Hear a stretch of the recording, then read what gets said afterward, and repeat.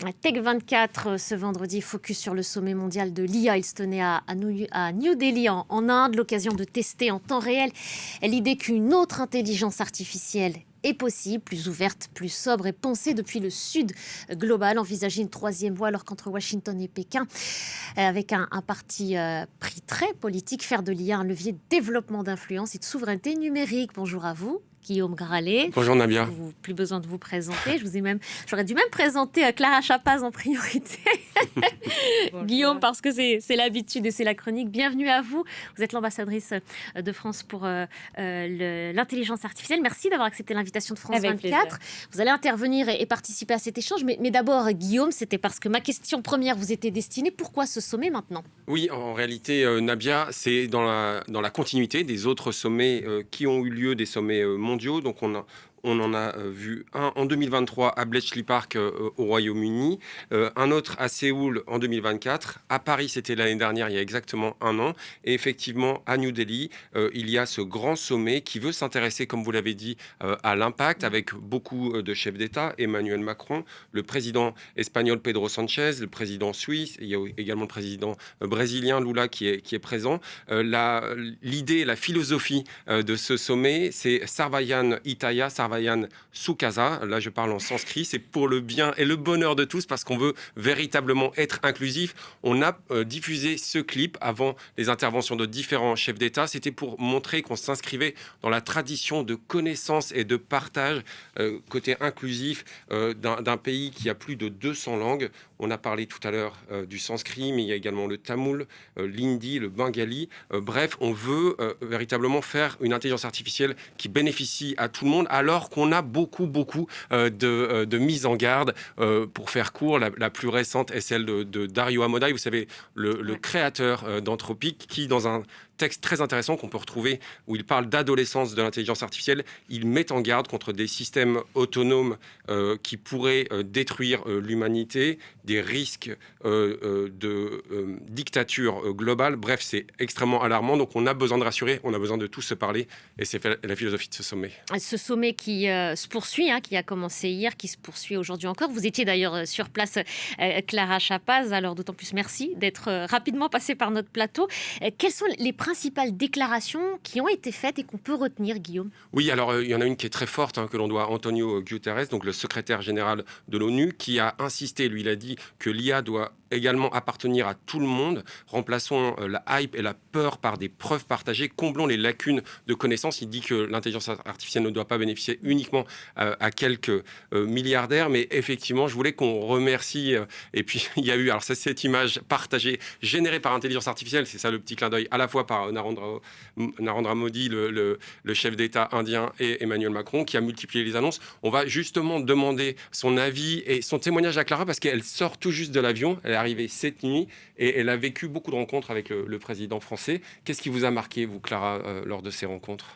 Donc, nous étions avec le président de la République, Emmanuel Macron, et une grosse délégation d'entreprises, de scientifiques, de chefs d'université, ensemble en Inde, pour ce sommet, pour l'impact de l'intelligence artificielle. Juste un an après, et je pense qu'il faut le rappeler, le sommet pour l'action sur l'IA que nous avions organisé ici en France et qui avait rassemblé des entreprises, des chefs de gouvernement, du monde entier pour parler d'intelligence artificielle. Donc la première chose, je pense, qui m'a marquée, c'est on voit que cette dynamique qui avait commencé ici en France il y a un an et même avant, puisque c'est maintenant le 4e sommet international sur l'intelligence artificielle, montre bien que nous sommes face à une révolution technologique comme il y en a peut-être une fois par siècle.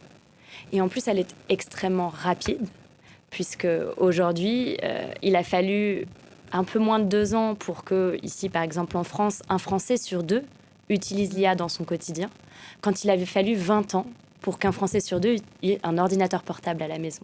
Donc c'est non seulement une révolution technologique sans précédent, mais aussi un rythme sans précédent, et qui transforme tout. la façon dont on fait de la science. On a vu à l'instant le président Macron qui ouvrait un centre franco-indien sur l'intelligence artificielle en santé. La santé, c'est un des secteurs dans lequel il y a le plus de potentiel, de chercher des remèdes à des nouvelles maladies, de pouvoir faire des progrès inimaginables dans l'accès à l'information, dans l'accès à l'éducation, finalement dans l'accès au monde, parce que cette technologie, et c'est pour ça qu'on a besoin d'un sommet international, elle n'est pas simplement un outil technologique, elle porte en elle des valeurs, une culture, une façon de transformer nos vies citoyennes et citoyens. Alors, on voit bien que, comme la France, qui peut s'appuyer sur ses scientifiques, il y en avait beaucoup justement l'an dernier à Paris, l'Inde veut avoir son propre modèle de langue, par exemple, avec Bharat GPT. Est-ce que l'Inde a le potentiel d'être un acteur qui puisse s'intercaler entre la Chine et les États-Unis, par exemple? Bien sûr. Pourquoi c'était très important que ce sommet ait lieu en Inde, à New Delhi? Parce que c'est la première fois, après Bletchley Park, après Séoul, après Paris, que ce sommet a lieu dans un pays du Sud global. Et ça montre bien que, vous en avez parlé tout à l'heure, qu'il y a une nécessité pour les pays du monde entier, c'était la voix de la France lors du sommet pour l'action sur l'IA, de se doter de leurs propres capacités. Et bien sûr que c'est possible. Dans le cadre de ce sommet, il y avait aussi une visite d'État officielle du président Macron. Et la relation entre la France et l'Inde a d'ailleurs été élevée au stade de partenariat spécial global stratégique. C'est la relation diplomatique la plus importante qu'on peut avoir avec un pays. Pourquoi ? Parce que, comme l'a dit le président de la République, la question, c'est plus de savoir est-ce que l'Inde innove, mais c'est avec qui ? C'est ça, en fait, l'idée du sommet, c'est avec qui on innove. Et la réponse que le président de la République est venu apporter, c'est avec nous, la France. Et c'est pour ça que dans le cadre du sommet, en amont, avec cette visite officielle, on avait avec nous notamment une dizaine de têtes de pont d'universités, d'institutions scientifiques qui ont noué des accords très importants.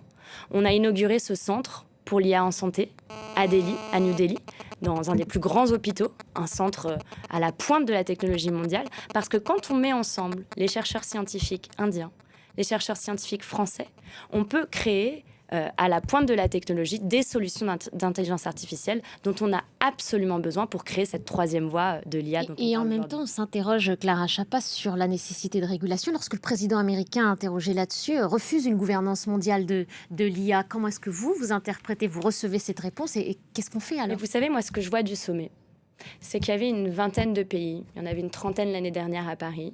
Il y avait des centaines d'entreprises, des institutions, des organisations mondiales qui se réunissent au même endroit parce qu'elles ont compris que l'impact de l'IA sur les citoyens, sur la planète, sur, encore une fois, notre accès à l'information est tel qu'on ne peut le résoudre qu'en étant dans la même salle. Et d'ailleurs, je me permets de faire le parallèle avec les réseaux sociaux. Aujourd'hui, les conséquences que l'on voit du numérique, des réseaux sociaux, sur nos populations, notamment les plus jeunes, ne seraient pas les mêmes si on s'était assis autour d'une table. Et c'est ce qu'on fait avec l'IA. Et ce qu'on a vu, c'est qu'il y a eu des engagements très forts des grandes plateformes d'intelligence artificielle, 50 entreprises du monde entier qui ont dit ensemble, on s'engage pour quoi ? Plus de transparence sur comment l'intelligence artificielle est utilisée. Pourquoi c'est extrêmement important ? Parce que ça permet d'anticiper les changements dans les métiers, dans les nouvelles habitudes des citoyens, dans l'utilisation aussi des ressources de la planète, de l'eau, de l'électricité, qui est liée à l'entraînement de ces modèles. 2, un engagement très fort sur le multilinguisme. Pourquoi ? Parce qu'une intelligence artificielle, c'est beaucoup de données qui vont redistribuer une réponse. Si toutes ces données d'entraînement sont anglaises, c'est une grande majorité aujourd'hui des données d'entraînement, près de 80%, alors il y a forcément une vision du monde anglo-saxonne qui est amener avec la réponse. Et donc, ces engagements très forts des plateformes, volontaires, sur de la transparence, du multilinguisme, c'est la continuité totale de l'action portée par le président de la République à Paris il y a un an et de l'action que nous porterons la France dans le cadre du G7 pour dire que nous croyons au fait de travailler tous ensemble, au fameux multilatéralisme, avec les acteurs pour pouvoir engager une vision très forte de dire transparence. Et c'est aussi d'ailleurs ce qu'a dit le Premier ministre Modi lors de son discours.